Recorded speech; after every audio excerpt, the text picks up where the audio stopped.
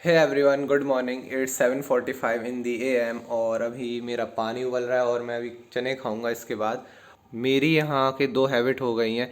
एक सुबह सुबह आके गर्म पानी पीना, उसके बाद थोड़े चने खाना।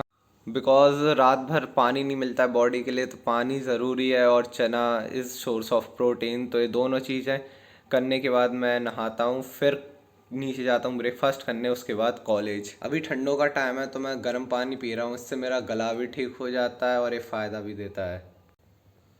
मैं रात को थोड़े से चने और थोड़ी सी किशमिश गला देता हूँ गर्म पानी में और सुबह फूल जाते हैं। किशमिश इसलिए गलाता हूँ ताकि मुझे वे टेस्ट दें। इसके फ़ायदे भी होते हैं, वो मुझे पता नहीं, बस मैं टेस्ट के लिए किशमिश गला देता हूँ। डन विथ चना। अब सीधा मैं आपको रेडी होने के बाद मिलता हूँ। फाइनली आई एम रेडी, बस ब्लेज़र पहनना है और कल कॉलेज वालों ने टाई भी दे दी थी, अब टाई लगा के भी जाना पड़ेगा। कुछ ऐसी है यहाँ की टाई, अब पहन के देखता हूँ कैसी लगती है मेरे पर।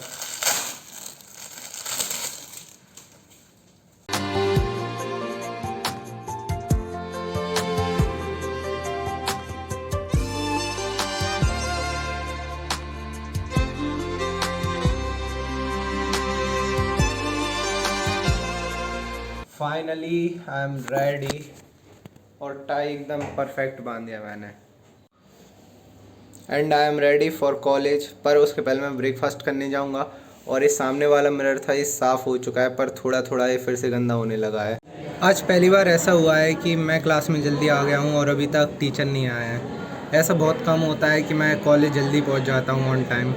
डेरिवेशन आप यहाँ पर आ गए, ये आपका कंप्लीट हो गया। कौन सा क्वेश्चन कंप्लीट हो गया? जिसके लिए आउटपुट इज इक्वल टू कितना है, 100 इंटू वी है।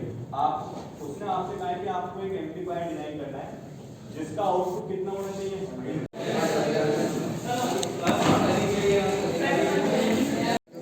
आज मेरी इंग्लिश की कॉपी दिखाई गई है, मेरे 20 नंबर आए 30 में से। मैंने एक ट्रिक यूज़ करी थी कि एडजेक्टिव और एडवर्ब बताने थे, तो मुझे पता नहीं था, तो मैंने सब में एडजेक्टिव लिख दिए थे, जिस वजह से दो सही हो गया है, तो 1 नंबर मिल चुका है उसका मुझे।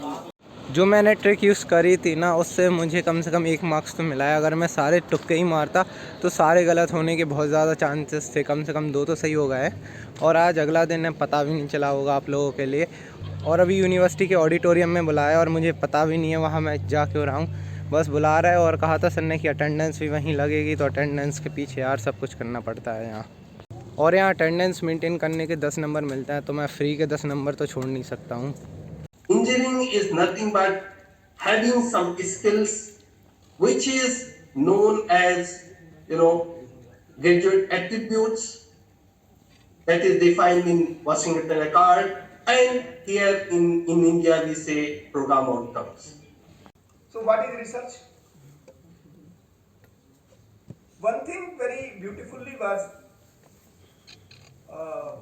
narrated by और मुझे बिल्कुल भी समझ में नहीं आया मैं वहाँ जाके कर क्या रहा हूँ और उस कॉन्फ्रेंस का मतलब भी क्या है। बस जाता हूँ, बैठ जाता हूँ, मोबाइल चलाता हूँ और जो बोलते हैं वो सुन के वापस आ जाता हूँ, और मुझे एक वर्ड भी याद नहीं है कि उन्होंने बोला क्या था उसमें। रही बात सीटी के मार्क्स की, मेरे 3 सब्जेक्ट के मार्क्स आ चुके हैं, English, EVS and math. English में तो बता ही दिए थे मैंने 20 या EVS में 29 एंड मैथ में 25। बाकी 2 सब्जेक्ट के सीटी के मार्क्स आना बाकी है, जब वो आ जाएंगे तब वो भी बता दूंगा मैं। जो 2 दिन की इंटरनेशनल कॉन्फ्रेंस थी वो ख़त्म हो चुकी है और अब मुझे वापस से कॉलेज जाना है। और वो कॉन्फ्रेंस थी 10th इंटरनेशनल कॉन्फ्रेंस ऑन, मैं भूल गया हूँ, मैं स्क्रीनशॉट डाल दूँगा इधर ही कहीं। तो उसके बाद अब मुझे जाना है सीधा कॉलेज। और आज शुरुआत में केमिस्ट्री के मार्क्स बताए गए थे जो मेरे बहुत अच्छे आए हैं, 30 में से 28, तो ये काफ़ी अच्छा स्कोर है मेरे लिए। अब बस बेसिक इलेक्ट्रॉनिक्स के मार्क्स जानना और बाकी है, उसके बाद सब मार्क्स पता चल जाएंगे मेरे लिए और मैं वो अपने घर वालों को बताऊंगा कि आपका लड़का इतना बढ़िया है।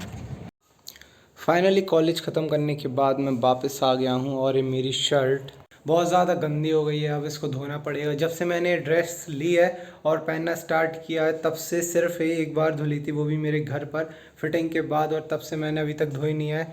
तो कल इसको धोना पड़ेगा, पता नहीं है मंडे तक सूख भी पाएगी या नहीं। और समर्स में मेरा कुछ ऐसा लुक रहेगा। अभी विंटर्स है तो ब्लेज़र डाल के जाना पड़ता है, बट समर में ऐसा रहेगा। और जब तक थोड़ी और मसल्स गेन हो जाएंगी तो फोर आर्म बहुत अच्छे से शो होगा मेरा।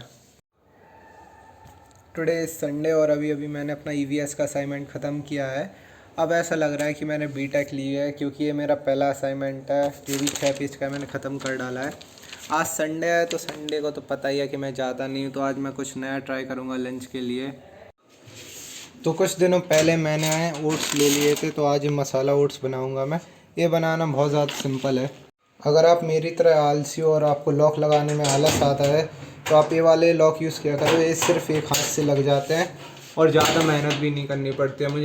मुझे लॉक लगाने में बहुत ज़्यादा आलस आता है, तो मैंने ये वाला लॉक ले लिया। ये सबसे बेस्ट है कि एक बार में लग जाता है, सिर्फ खोलने के लिए चाबी का यूज़ करना पड़ता है। अब चलो ओट्स बनाते हैं।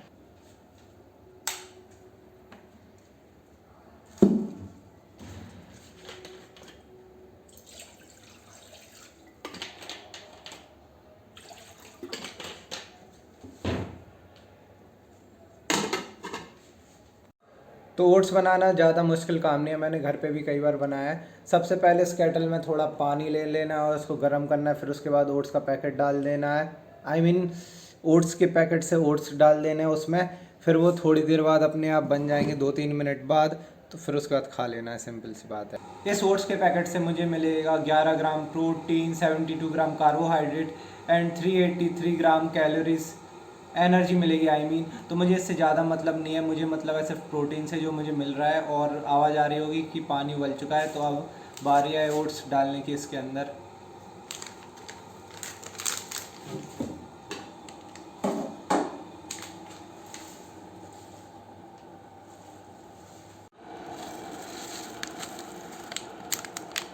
और व्लॉगिंग के चक्कर में इसमें डालते टाइम थोड़ा यहाँ गिर चुका है। अब मुझे ये भी साफ़ करना पड़ेगा। केटल तो साफ़ करनी पड़ेगी, प्लेट साफ़ करनी पड़ेगी, अब ये भी साफ़ करना पड़ेगा। यार बहुत ज़्यादा दिक्कत है यहाँ।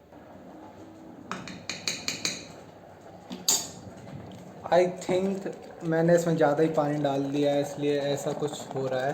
पर थोड़ी देर बाद पानी बॉयल हो जाएगा तो प्रॉपर बन जाएंगे oats. And it is ready, और देखते हैं क्या रिज़ल्ट आया है।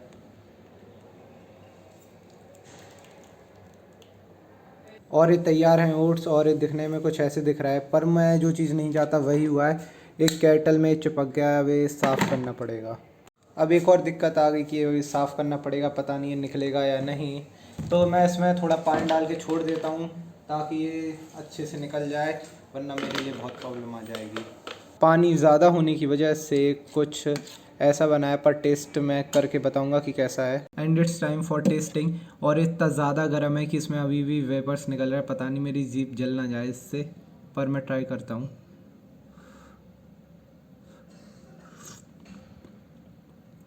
ठीक है, जैसे मैं घर पे बनाता था वैसा ही टेस्ट है, बट इसके साथ अगर कुछ मसाले होते या प्याज होती तो अच्छा रहता। पर वो अभी मैस में खाना चल रहा है तो मुझे मिल सकता है, पर मैं आलसी हूँ तो नीचे लेने जाऊँगा नहीं। तो एक खा के मैं मिलता हूँ। चलो मेरा लंच तो बन गया है और मैं इसको एंजॉय करता हूँ। और आपका यहाँ तक ये व्लॉग देखने के लिए धन्यवाद।